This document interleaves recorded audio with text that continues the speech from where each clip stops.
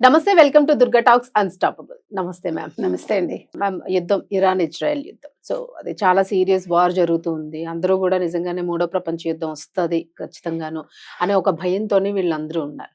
So ఇట్లాంటి టైంలోని యుద్ధాన్ని ఆపడానికి ఒక మంచి సంధి కుదరాలి అనేది అనుకుంటూ ఉన్నాం. సో ఆ సంధిని ఎవరు కుదుర్చుతారు? సో ఇరాన్ కి సంబంధించిన ఒక మేజర్ ఒక పర్సన్ ని కూడా చంపేయడం జరిగింది రీసెంట్ గాను.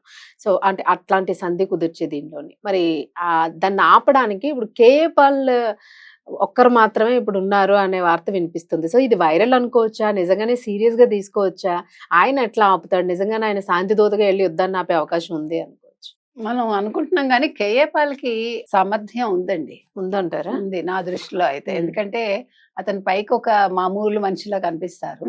కానీ ఆయన 100 దేశాలకి ఆయన శాంతి దూతగా పనిచేశానని చెప్తారు. అవును. ఆయనకి సొంత విమానం ఉండేదని. ఉమ్. తర్వాత ఇటీవల కూడా సెనేట్‌లో మాట్లాడారు. మనం కూడా చెప్పాం అది. ఉమ్.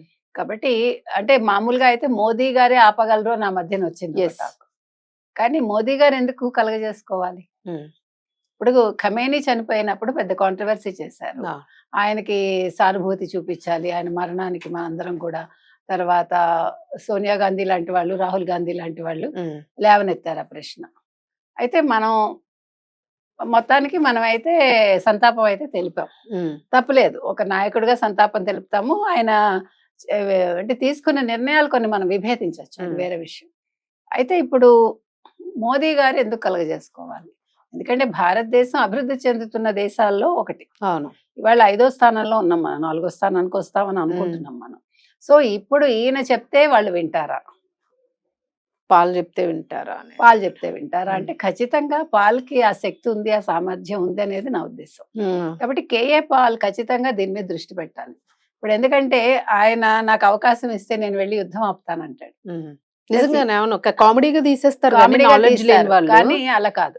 మీకు వారంలో ఆగిపోతుంది, 10 రోజుల్లో ఆగిపోతుంది, ఉమ్. నన్ను పంపించండి అంటాడు ఆయన. ఉమ్. నన్ను అడిగితే శాంతి దూతగా ఆయన పంపిస్తే ఉమ్. ఇవాళ మూడో ప్రపంచ యుద్ధం వచ్చే ఒక కారణాన్ని ఆపచ్చని నా ఉద్దేశం. ఉమ్. కాబట్టి అనివార్యంగా ఇప్పుడు చేయాల్సిన పని ఏంటంటే కేఏ పాల్ మీద దృష్టి పెట్టి, కేఏ పాలే లేకపోతే తనే డెసిషన్ తీసేసుకొని మొన్న అమెరికా సెనేట్ వెళ్ళినట్టుగా ఉమ్. ఆయన వీళ్ళ దగ్గరికి వెళ్ళి శాంతి చర్చలు చేస్తే బాగుంటుంది. ఉమ్. ఇజ్రాయెల్ తోటి, తర్వాత యుఎస్ తోటి, అండ్ దెన్ ఇరాన్ తోటి.